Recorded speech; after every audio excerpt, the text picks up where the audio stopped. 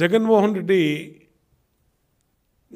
గతంలో కూడా వాళ్ళ తండ్రి ముఖ్యమంత్రిగా ఉన్నప్పుడు వ్యవస్థల్ని అధికారుల్ని అడ్డగోలుగా వాడుకొని వాళ్ళని జైళ్లలో మగ్గేలాగా చేసినటువంటి చరిత్ర జగన్మోహన్ రెడ్డిది.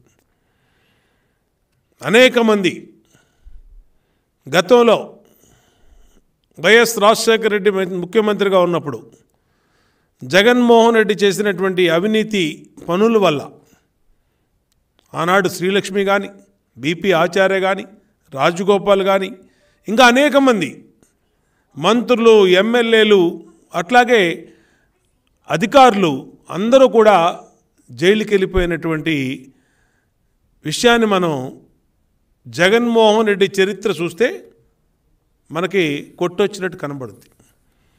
అందుకనే అనేకసార్లు రాష్ట్రంలో గత 5 సంవత్సరాల్లో అధికారులను హెచ్చరించాం. అయ్యా, మీరు జగన్మోహన్ రెడ్డి చెప్పాడనో, లేదంటే సజ్జల రామకృష్ణారెడ్డి చెప్పాడనో, లేదంటే ధనుంజయ రెడ్డి చెప్పాడనో, లేదంటే ఇంకొక రెడ్డి చెప్పాడనో, మీరు గనక చట్టవిరుద్ధంగా ప్రవర్తిస్తే మీరు సస్పెండ్ అయిపోతారు. మీరు సస్పెండ్ అయిపోతే మిమ్మల్ని కాపాడేవాళ్ళు ఉండరు. ఎవరున్నారు ఇప్పుడు? ఈరోజు Palnadu collector Shivashankar, Palnadu SP Bindu Madhav, Anantapuram SP Amit Bardar, Tirupati SP Krishnakanth, Tirupati DSP Surender Reddy, Tirupati special branch in charge inspector K Rajasekhar, అలాగే డిఎస్పీ భాస్కర్ రెడ్డి, అలాగే అలిపిరి ఇన్స్పెక్టరు రామచంద్రారెడ్డి, వీళ్ళందరూ సస్పెండ్ అయ్యారు,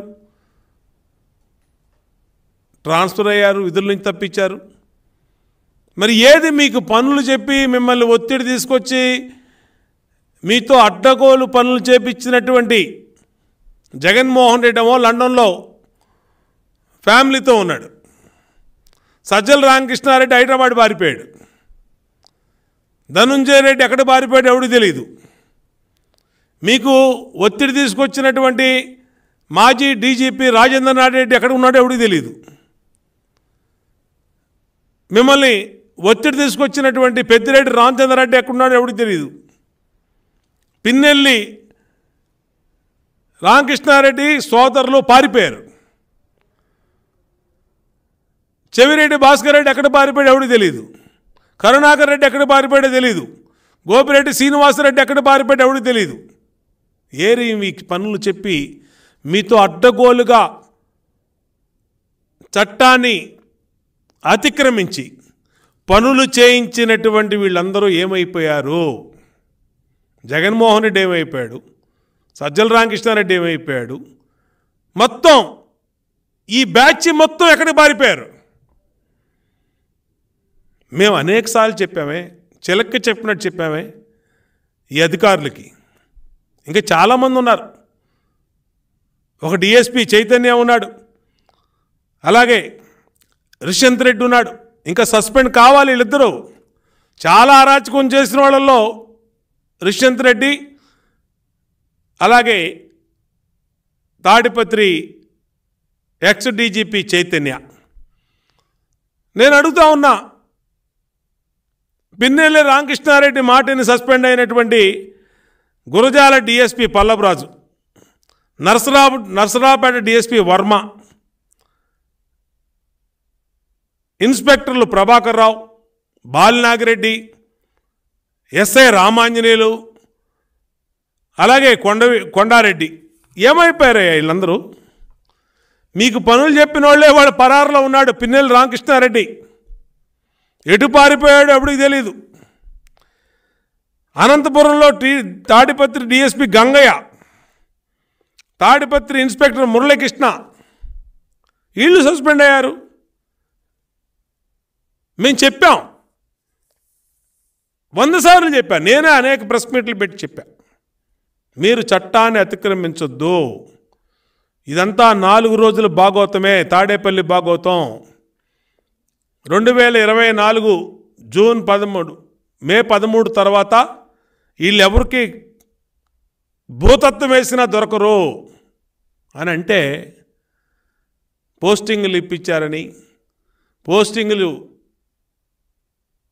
చేపించినందుకు కృతజ్ఞతగా వల్లు పైన తెలియకుండా దుష్యంత్ రెడ్డి, చైతన్య గారి వీళ్ళందరూ చట్టాన్ని చేతుల్లో తీసుకొని ఇంకేదో జగన్మోహన్ రెడ్డి శాశ్వతం అనుకున్నట్టుగా ఈ రాష్ట్రానికి శాశ్వత ముఖ్యమంత్రి, శాశ్వత ప్రభుత్వం వైసీపీ అన్నట్టుగా అధికారులు కళ్ళు పైన తెలియకుండా పనిచేసినందుకు ఈరోజు అనుభవిస్తూ ఉన్నారు. ఈ అనుభవం గుణపాఠం కావాలి మిగిలినటువంటి అధికారులకి. ఇవాళ ఏమైపోయిందండి, పోలీస్ అధికారుల సంఘం మీకు వీళ్ళందరూ సస్పెన్షన్ కనబడతలేదా? వెళ్ళి తాడేపల్లి ఇంటి ముందు పోలీస్ అధికారుల సంఘం కూర్చొని మీ ఆదేశాల వల్ల మా అధికారులు, మా ఐపీఎస్లు, మా డిఎస్పీలు, మా సిఐలు సస్పెండ్ అయ్యారని పోలీస్ అధికారుల సంఘం ఎందుకు నోరు మెదపట్ల? ఎందుకు మెదపట్ల? మీ వాళ్ళని సస్పెండ్ చేస్తే ఎందుకు మీరు నోరెత్తకుండా కూర్చున్నారు?